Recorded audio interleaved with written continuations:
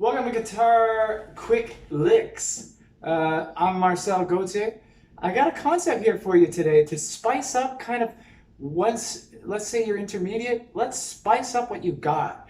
You can play a couple songs, you can play a couple chords, you've even come up maybe with an idea of your own 2 chords and you're singing, whatever. If you have some skill or some capability, I should say, with some stuff, then we can kind of add a rhythm layer to it. So if you're a guitar player, learn the backbeat. What's a backbeat? It's that snare drum.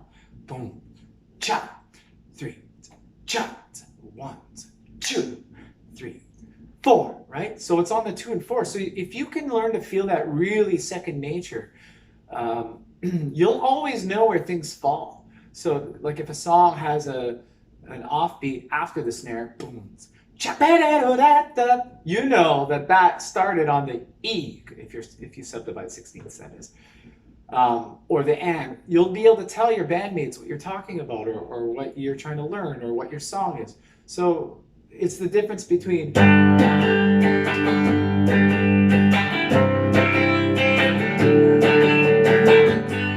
great. It's got a great energy, right? But if you're alone and you do that all night, it's going to get old. So let's say we're going, maybe concentrate on downstrokes. I'm like, yeah, I just said 2 and 4, but you can use this as a bass drum. So thump, thump, thump, thump, or thump, thump, thump, thump. 2 and 4 is a little louder. So just some form of a backbeat. Learn it, understand it, hear it like without a doubt. Because when you're coming up with riffs, you know, there's my backbeat.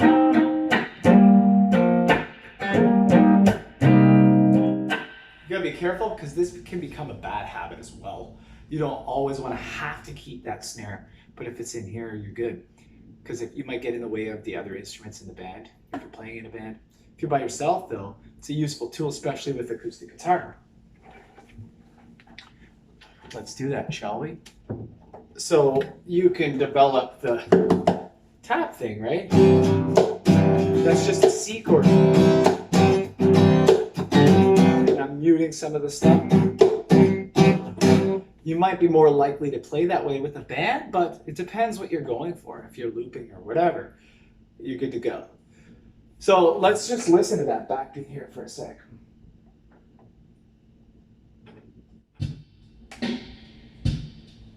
So you hear the hi-hat there. In this case, we have 8th notes, 1 and 2 and 3 and 4 and, right? But you might not get that. You might. What counts is it's on the 2 and 4. Here we go. 1, 2, C and F. Here we go.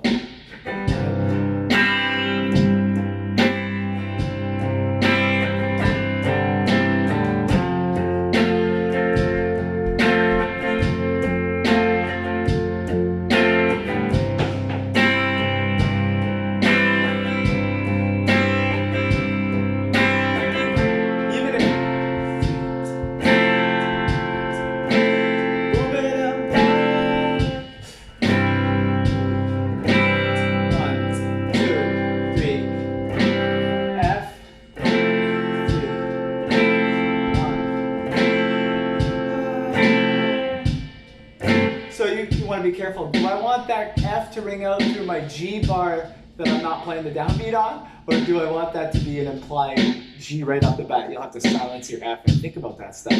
Because some songs do change, right? Maybe it changes on the and before. Maybe you go, here we go. 1, 2, 3, 4. 1, 2, 3.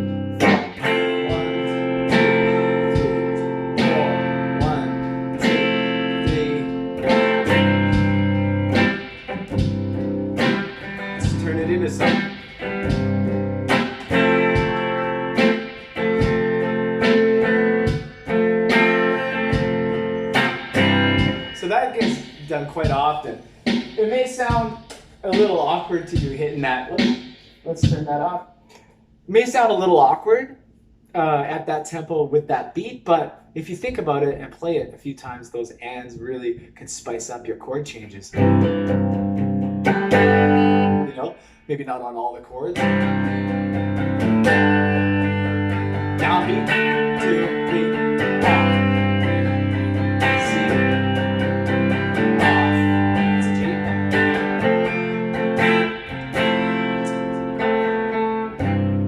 Okay, so just kind of work on understanding that backbeat. Now, I've got my tempo set at 72, so I'm going to go half of that. What's half of 72? 14. I'm going to pretend that I know. Here we go. So we got our, whoops. Now it's easy to think of this as a halftime backbeat. And it's not about the speed, it's about the counting. So if I count 1, 2, 3. Now the backbeat is only on 3, but it sounds the same. You could easily count 1 and 2, but we're going to count 2, 3, 4. So special awareness on 3. We got, let's do C and G this time. We got maybe a fuller stroke, you know. We'll stay there for a while. Last measure.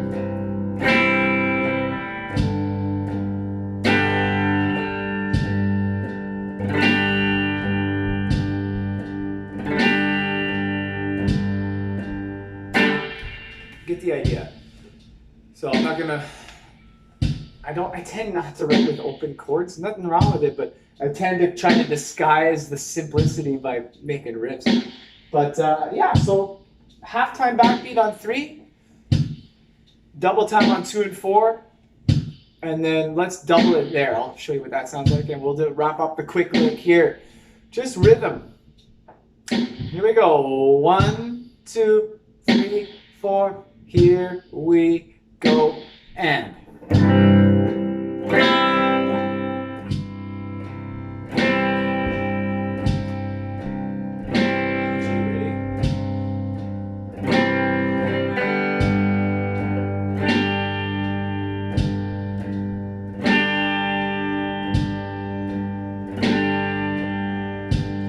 Okay, now we're going to double it. So 1, 2, oh, I messed up.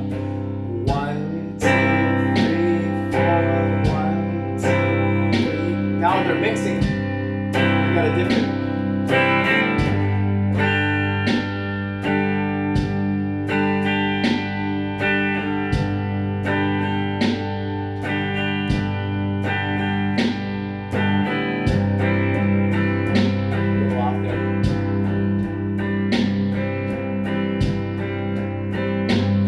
These are all downstrokes.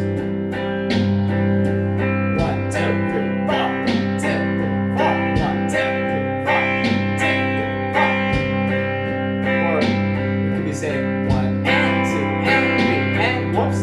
1, 2, 3, 4, 1, 2, 3, 4, 1, 2, 3. Here we go. Hey, is that a reggae?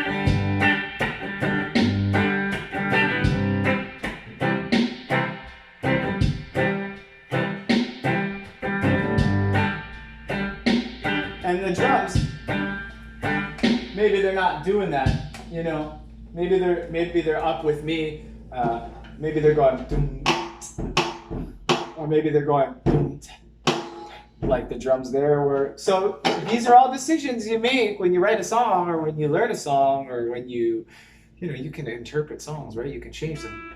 So having a good understanding of this backbeat thing is going to be super fun, you know. So you know, you don't have to use the open chords. You can use just single notes even. You can use riffy power chord stuff. And you can mute it after your downbeat, you know.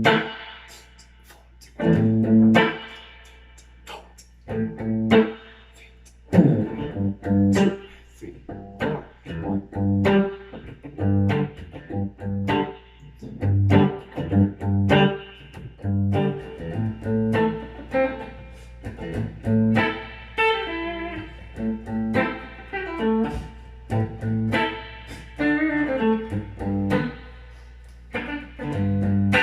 And I'm filling stuff in, you know, 2, 3, 4, you know, 1, 2, 3, 4.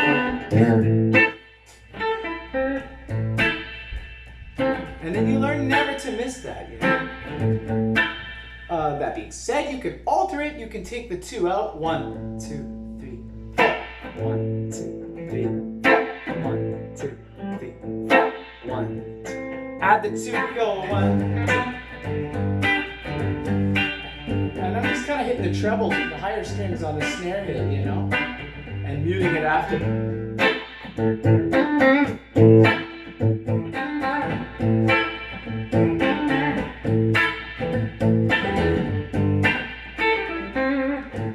Whoops.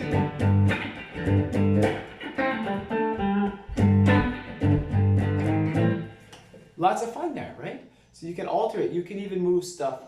You know what? This should be the next lesson, I think, is let's move the snare around. You know, let's move that backbeat to different places. Before I forget, let's look at a single note. What would that look like? When I have bass players, I often do this, but it's good for everyone. Here's an E, our open E, right? If you're in tune. And then if you play the 7th fret of the A string, Magical plays 7th fret because it's the same note but an octave higher. It's like playing the 12th fret here. But so you can use the low string as your bass drum, and then the snare will be your high E. So, whoops, 1, 2, 3, 4, 1 and 2 and 3. Then you have to mute your E to make it clear that we're playing this E. I mean, not necessary, right? I could let it ring. But I want to have that staccato single note at a time feeling. Maybe I'll change this to a D instead.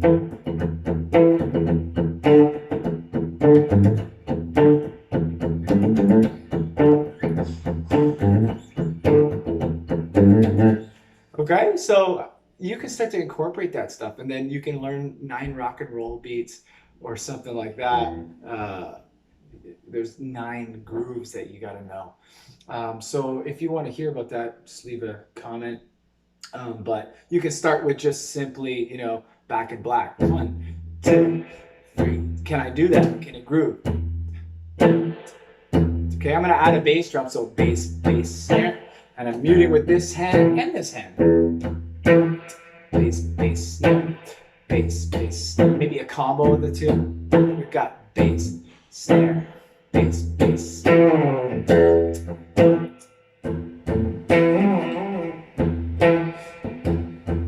Or say it ain't so. That's the bass drum pattern.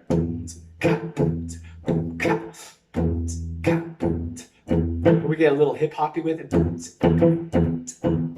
Maybe it's not hip hop.